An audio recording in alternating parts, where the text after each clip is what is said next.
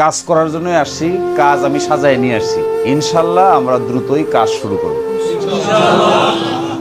এই কাজ হলো পরিবর্তনের কাজ, কোনো মানুষকে বিরক্ত করার কাজ না, বা কোনো মানুষকে বিপদে ঠেলে দেওয়ার কাজ না। আমাদের কাজ হবে দিরাইশাল্লাহর মানুষের জীবনের মধ্যে কি পরিবর্তন আনা যায়, এই কথাই তো আমি আপনাদের দিছিলাম। তো তা যদি করতে না পারি, সরকারিটা না হয় করতে পারলাম না, বেসরকারিটা তো করতে পারবো। তো ইনশাল্লাহ আমরা বেসরকারি কাজ যেটা যেটা করা সম্ভব, আমি একটু চিন্তা করার সময় নিতেছি, কারণ একটা কাজে হাত দেওয়ার আগে তো চিন্তা করে হাত দিতে হয়, যে ভাবিয়া করিও কাজ, করিয়া ভাবিও না।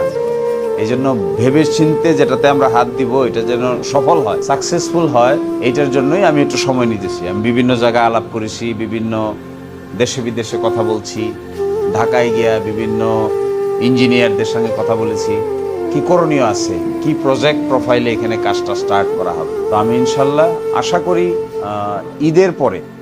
ঈদের পরে আমরা ইনশাল্লাহ এই ধরনের কর্মকাণ্ড আপনারা বাস্তবে দেখতে পাবেন।